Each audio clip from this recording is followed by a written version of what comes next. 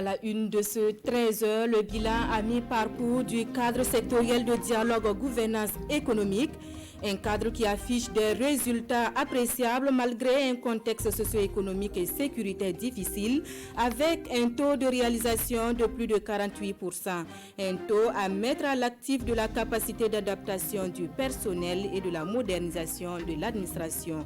Précision en début de journal. Focus dans ce journal sur la recherche scientifique au Burkina. De nombreuses variétés et espèces ont été mises au point par nos chercheurs avec la particularité d'être adaptées aux conditions agroclimatiques du pays. Nous nous rendrons dans les stations INERA de Saria et Cambouensin pour quelques exemples. Et puis au Niger, 8 personnes, dont 6 Français, ont été tuées par des hommes armés. C'était à Kouké, une zone touristique située au sud-ouest du pays. Merci de nous recevoir à Chevaux, des résultats appréciables malgré un contexte socio-économique et sécuritaire difficile. C'est la conclusion à laquelle est parvenu le cadre sectoriel de dialogue gouvernance économique. Les membres étaient réunis ce matin pour le bilan à mi-parcours. Précision avec Souleymane Sanou et Caroline Ouari. 839 milliards et 95 millions de francs CFA de recettes propres sur une prévision de 1722 milliards 83 millions de francs CFA, soit un taux de réalisation de 48,75%. Malgré le contexte sécuritaire et sanitaire défavorable à la mise en œuvre des actions du cadre sectoriel économie, le département en charge des finances compte néanmoins des points de satisfaction.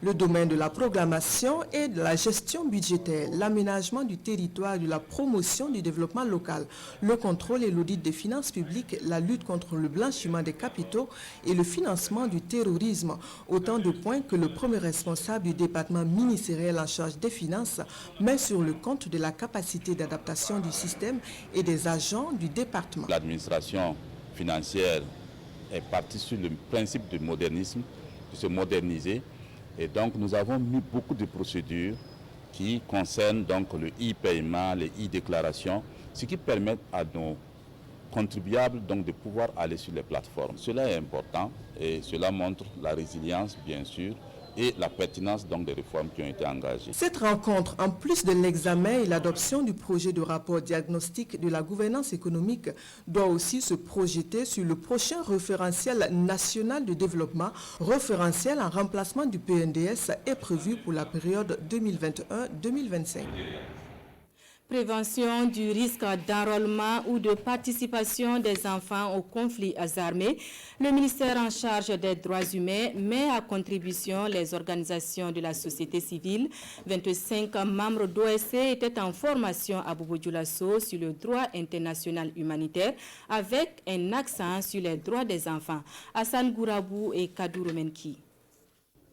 La maîtrise des règles et principes du droit international humanitaire par les organisations de la société civile. Tel est l'enjeu de cet atelier de vulgarisation des textes relatifs aux droits humains au profit des OSC, avec en filigrane leur implication dans la protection des droits de l'enfant. Nous avons pour objectif d'assurer la diffusion du droit international humanitaire. Et quand vous prenez les règles du droit international humanitaire, il y a des règles qui protègent spécifiquement l'enfant dans les situations de conflit armé.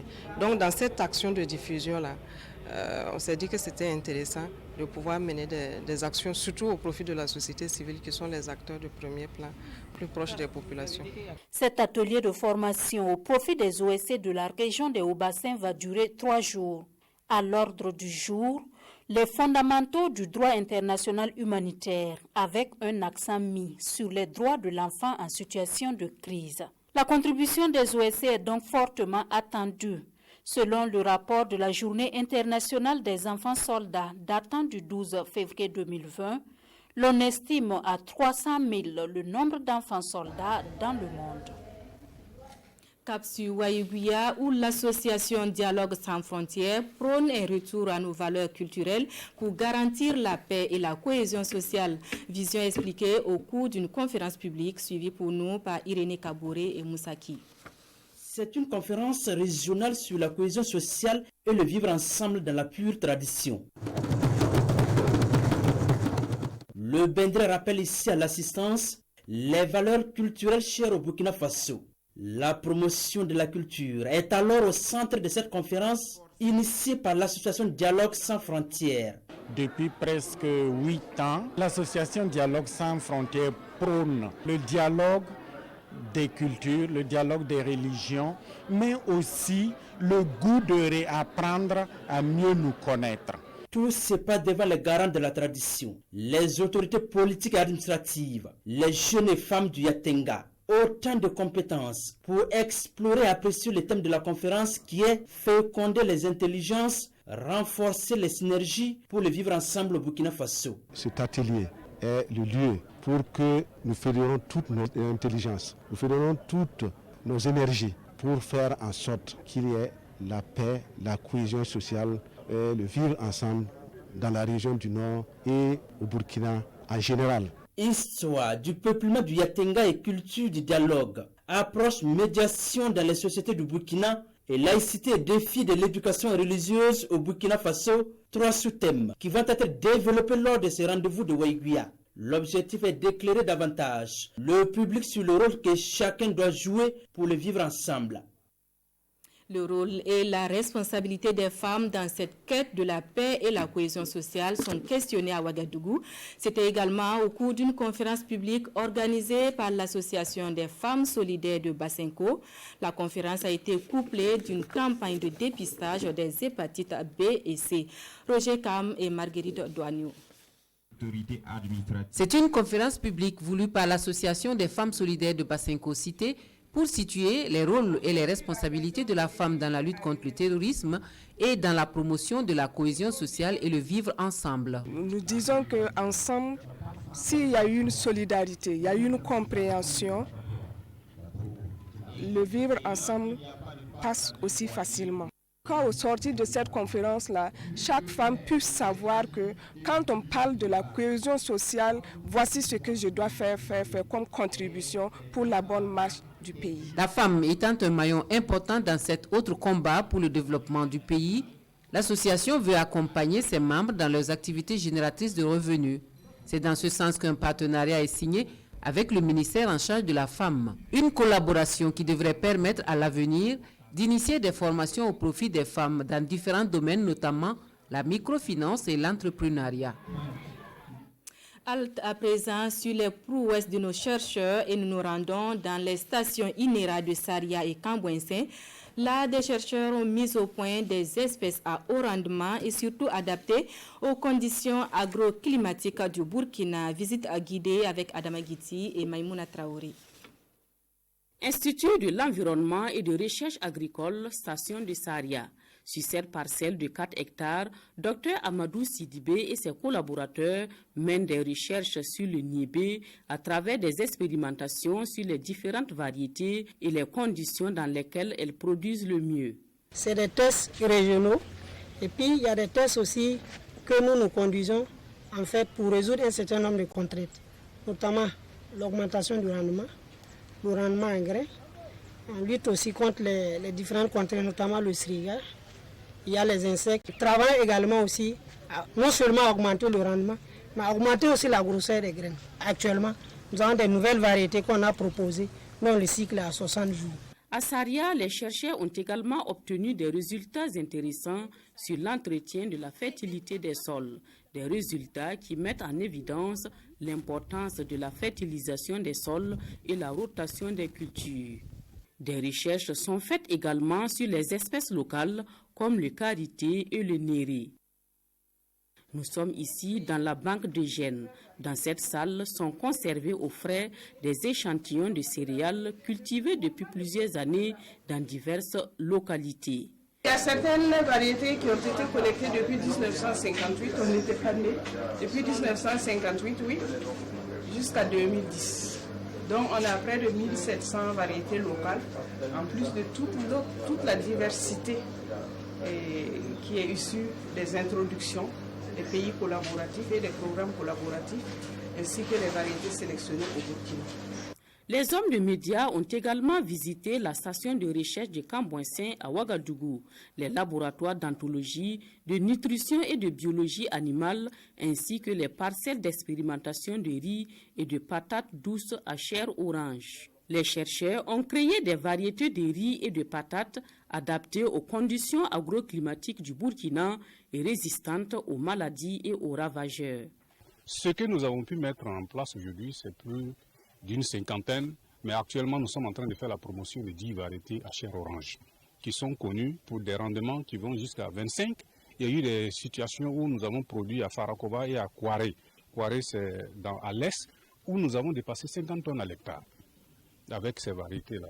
Nous les avons qui sont moins sensibles aux maladies, aux ravageurs que nous avons cités. Et aujourd'hui, le taux de bêta-carotène atteint un niveau acceptable pour pouvoir corriger tout ce que nous avons signalé comme problème de malnutrition. Nous devons créer des variétés plus performantes et ça passe par beaucoup d'expertise. Donc vous voyez, on a visité derrière des champs où on évalue les variétés vis-à-vis de leur statut par rapport à des maladies qui sont dans nos rizières. Quand vous allez dans la rizière de Banzon ou de Moctedo, il y a des maladies virales qui sévissent là-bas. Et donc ces maladies sont transmises par des insectes, dont nous avons des spécialistes qui essaient d'évaluer ces insectes pour voir comment on peut les gérer. Nous avons les sélectionneurs qui vont sélectionner les variétés qui résistent à ces maladies. Et puis finalement, il faut les évaluer sur le terrain pour montrer que la variété a effectivement un potentiel de rendement. Et ici, nous, notre seuil, c'est 8 tonnes à l'hectare pour les variétés de bas-fond et irriguées, et minimum 4 tonnes à l'hectare pour les variétés pluviales. À Cambouensin et à Saria, les journalistes ont été édifiés. Les chercheurs ont mis au point plusieurs variétés potentiellement rentables. Ils produisent les semences de prébase qui seront ensuite mises à la disposition des producteurs semenciers. Ceux-ci sont chargés de produire à leur tour les semences en quantité pour les producteurs. Comment améliorer les conditions de protection des berges de la vallée du Cou? La question était au centre de l'Assemblée générale du comité local de la vallée. Une rencontre qui se tient après 2 rendez-vous manqués. L'ouverture des travaux avec Maneka Ien et Kaduro Menki. Le bureau exécutif du comité local de la vallée du Cou tient son assemblée générale au titre de l'année 2020. Une AG qui statue sur les mesures de protection de la vallée du Cou. Nous avons manqué 2018-2019, donc c'est avec vraiment plaisir que nous accueillons les participants pour pouvoir organiser cette activité. Donc au niveau de notre espace, de notre sous-bassin, il y a un certain nombre de problématiques que nous allons aborder au cours de cette rencontre. C'est principalement l'occupation de la bande de servitude, qui fait qui a pour conséquence l'ensablement de notre cours d'eau. Donc il faut que ce soit une question que nous traitons avec les participants de façon sincère pour voir comment est-ce que nous allons pouvoir faire délimiter cette bande-là et la protéger. Au-delà de la protection des berges de la vallée du Cou, le comité rencontre aussi d'autres difficultés, notamment avec les ponts de Nasso et de Denderesso. L'affaissement du pont de Denderesso et les obstructions au niveau du pont de Nasso font qu'à un certain moment, il y a des brèches. Ça fait que l'eau n'arrive pas à la plaine de Bama et ça pose un problème pour cette importante infrastructure au niveau de Bama. Donc il faut tout faire pour que l'eau, dès qu'elle quitte la source, qu'elle puisse atteindre la plaine pour permettre en tout cas aux populations de pouvoir produire. Recherche de financement pour le bon déroulement du programme des activités de l'année 2020. Suggestions et recommandations pour améliorer les conditions de protection de la vallée du Cou sont autant d'attentes fortes de cette Assemblée générale. La protection des berges du barrage de Bagré était au cœur de la commémoration régionale de la Journée nationale de l'arbre dans le centre-est. Plus de 1000 plants ont été mis en terre sur ces berges avec l'engagement des acteurs de veiller à la survie de ces plants. Le reportage de Konsun Koulibaly et Tanga Kafando. En plantant sur les berges du barrage de Bagré, les responsables de la région du centre-est visent un double objectif en lien avec la thématique de la journée de l'arbre. Protéger l'ouvrage pour une meilleure durabilité et protéger également l'environnement au bonheur des populations. Au total, ce sont 1250 plants qui ont été mis en terre sur une superficie de 2 hectares. Le thème de cette année, c'est arbre, santé et résilience climatique. Nous avons mis 7 espèces. L'objectif au niveau d'ici, vous savez, nous sommes à côté d'une berge. Il faut protéger un peu la berge. C'est le lieu pour moi de féliciter les populations pour leur adhésion à cette journée-là et les inviter à adhérer massivement en plantant et surtout en entretenant les arbres. Planter utile, c'est-à-dire protéger et entretenir également, un volet pris en compte pour la survie des plants. Le ministère a plus insisté sur des sites sécurisés. Vous voyez bien que nous sommes venus au niveau de Barré-Paul actuellement là. Bon, c'est parce qu'ils ont la possibilité justement de nous aider à entretenir. Et nous allons travailler naturellement dans le cadre de notre organisation, et bien entendu à travers donc, nos services techniques compétents, et donc qui disposent d'un ensemble d'outils et d'approches. Mais cela va se faire également en lien avec les populations. À cette journée, il était également question de faire le bilan de la première édition, 75% de réussite, et le pari est d'aller au-delà de ce chiffre pour la deuxième édition. Alors à présent, à la suite de la caravane de sensibilisation sur l'importance des actes d'état civil, une caravane qui a sillonné les villes de Batié, Kamti, Dano et Dissine avec le même message, la nécessité et les procédures d'acquisition de ces actes. Ismaël Diloma Sirima et tête de la partie sont compte rendus. Il est de coutume dans le Nombiel de rencontrer des enfants et des grandes personnes qui ne disposent d'aucun acte d'état civil. À Batié, ils sont nombreux à ne pas déclarer les naissances dès les 60 premiers jours de l'enfant.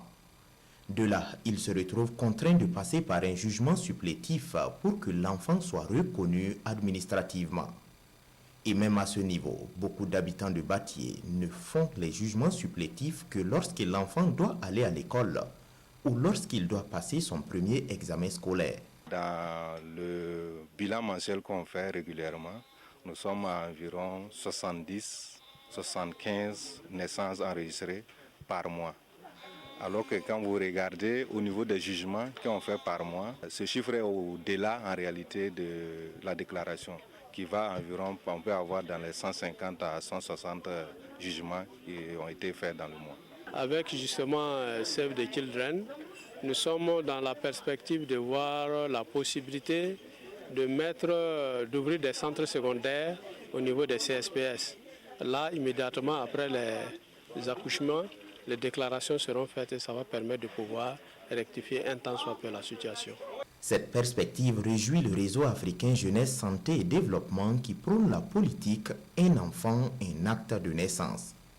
Pour que cela soit une réalité dans le sud-ouest, l'Union européenne et ses partenaires que sont le RAJS et l'ONG Save the Children ont convié des acteurs clés à Batié, à Diebougou et à Dano pour améliorer leur niveau de connaissance sur les différents actes d'état civil. Hors de chez nous, 8 personnes, dont 2 Nigériens et 6 Français, ont été tués à Kouré, dans le sud-ouest du pays. C'est une zone touristique, pourtant jusque-là non déclarée dangereuse sur le plan sécuritaire. Un 4x4 à moitié incendié. Voilà ce qui reste de l'attaque survenue ce dimanche au Niger lors d'une excursion touristique. Au total, 8 personnes ont été tuées. 6 Français figurent parmi les victimes, notamment des salariés de l'ONG Acted. C'est à 1 heure de la capitale, Niamey, dans la zone de Kouré, que s'est déroulée la tuerie. Selon une source proche des services de l'environnement, la plupart des victimes ont été abattues par balles par un groupe armé arrivé dans le secteur à moto.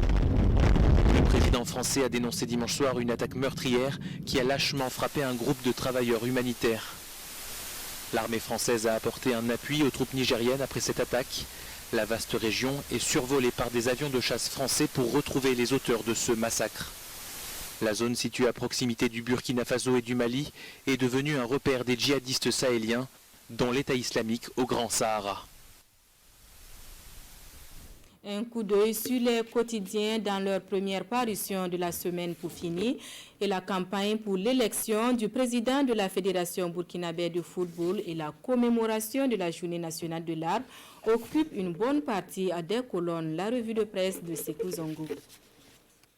Cette image du président du Faso fait la une de plusieurs parutions. Mais de quoi s'agit-il exactement? C'est également une réponse en cœur des quotidiens. La Journée nationale de l'arbre. Et c'est à Banfora que s'est tenue cette journée, qui est à sa 2e édition, écrit le journal Le Quotidien. Pour participer à restaurer le couvert végétal selon Rochmar Christian Caboret dans les colonnes du journal, il est urgent de planter des arbres et d'en prendre soin. Ce qui inspire le journal Le Quotidien qui titre « 2e édition de la Journée nationale de l'arbre, revertit le Burkina à partir de la cité du paysan noir ». Campagne nationale de reforestation, le président du Faso donne l'exemple, écrit pour sa part Sidouaya. Pour le président du Faso, tout Burkinabé doit contribuer à revertir la nature en plantant au moins un arbre. Le projet vise surtout à doter toutes les régions et les communes de forêts ou mini-forêts pour lutter contre la dégradation accélérée des ressources naturelles, ajoute le ministre en charge de l'environnement dans Aujourd'hui au Faso. 2 candidats, un poste. La course à la tête de la Fédération burkinabé de football est ainsi lancée. Sujet retenu par le doyen des quotidiens burkinabés. Adama Traoré démarre dans le Grand Ouest et Lazare Bansé fait à l'américaine. À chacun donc sa stratégie. Action vitale et revitalisation du football au Burkina Faso pour Adama Traoré. Faire du Burkina Faso une grande nation de football pour Lazare Bansé. 2 hommes, 2 visions, des visions expliquées dans l'Observateur Palga. Fin de cette session d'information. Merci à vous qui l'avez suivi. L'actualité revient à 14h en langue nationale. Bon après-midi à toutes et à tous.